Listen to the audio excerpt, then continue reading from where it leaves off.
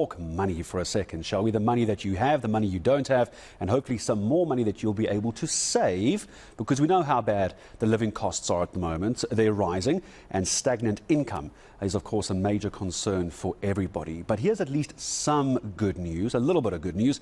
Annual consumer inflation slowing from 6.8% back in April to 6.3% in May. But here's the problem. The Reserve Bank has consistently raised the interest rate hike. So why is that? Let's try and understand inflation versus interest rates and also how the banks are coping with this. So Dr Elna Moolman from Standard Bank make time for me this morning. Dr Moolman, good morning. I appreciate your time so early. So help me understand, this is obviously good news with consumer inflation coming down, but what does it really mean for us consumers?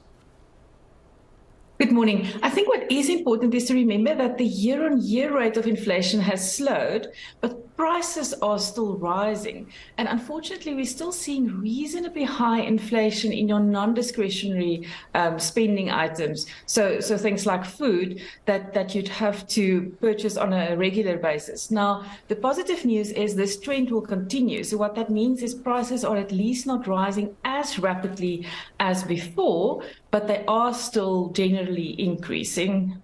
So there's still pain, but the pain isn't as bad.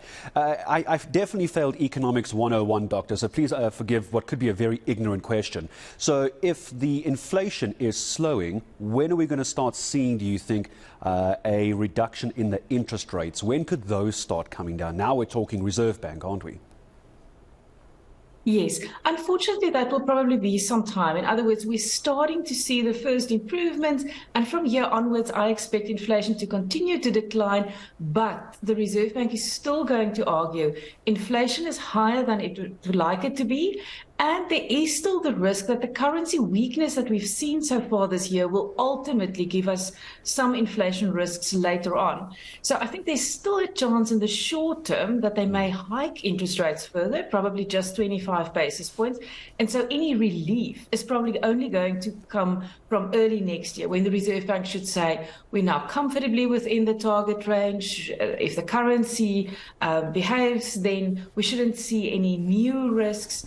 And of course, the global picture is also helping. So global inflation is declining, and in fact, many food prices are declining at a global and agricultural level. And so, unfortunately, we're going to have to wait till probably early next year, but at least we should be close to the peak in the cycle, and then we could start seeing that little bit of relief from next year. Yeah, it's that Reserve Bank band where they want to try and keep it between 3 and 6%. If it's above that, we're always going to see costs still going up, even if it is ever so slightly. Dr. Moolman, I'm curious, though, as well, because if we keep seeing the interest rates going up, as you suggest, we could get another 25 basis point hike, maybe later this year. It will hurt a little bit more.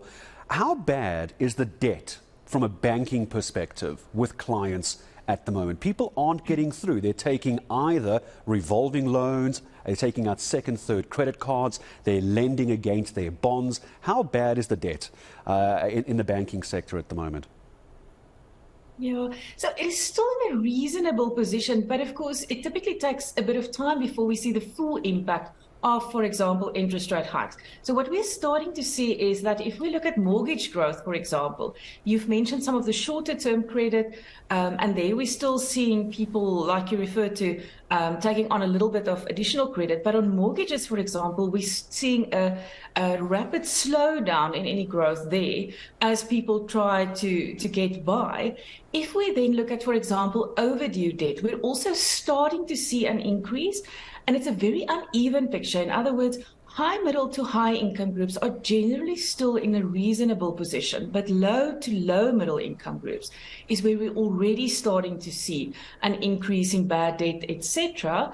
And that is probably going to continue to deteriorate in the coming months. So the picture is definitely not particularly positive for the second half of the year for consumer spending. Yeah, so consumer spending as well, even though it might be through that debt, short-term or long-term, Doctor. I've always been curious to know, high interest rates, very bad if you have a credit card, very bad if you have a loan that you probably shouldn't have taken out. But it's good news for your sector, isn't it? High interest rates are good. So if you can get more clients in, let's be honest, you're making more money as a bank.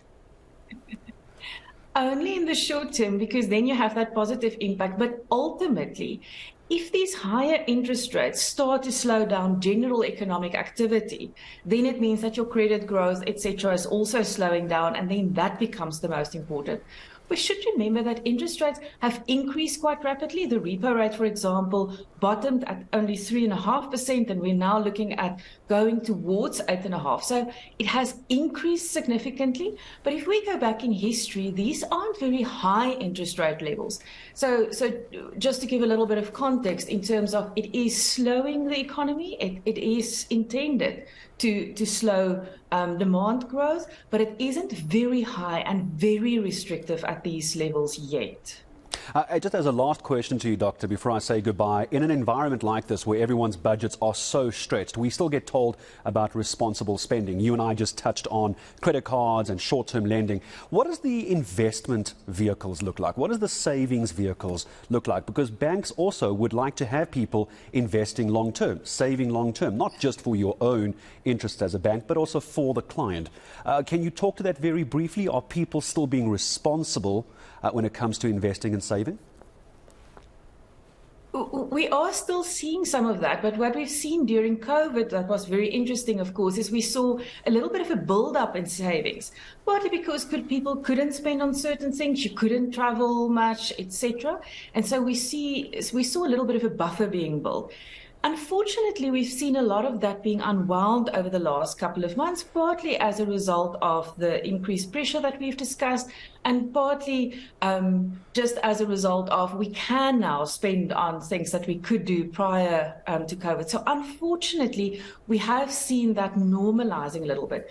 We do expect that people will, after COVID, be a little bit more cautious. In other words, it's entirely possible that while I've said we've increased savings and now we're starting to run it down again, that it stays a little bit higher, just because all of us have now had this experience, and we'll be a little bit more cautious about what could happen in future, and therefore have a little bit of extra savings, more than what we would have had normally or before the pandemic. Yeah, I've heard that argument before. I think all of us got a bit of a fright and a bit of a shock as to how quickly jobs can be lost and income can be eaten up if you're not responsible. I do wonder if it's not one positive spin from COVID, that we're all suddenly a lot more cautious than we probably were before. Dr. Moolman, thank you very much indeed. Fascinating conversation.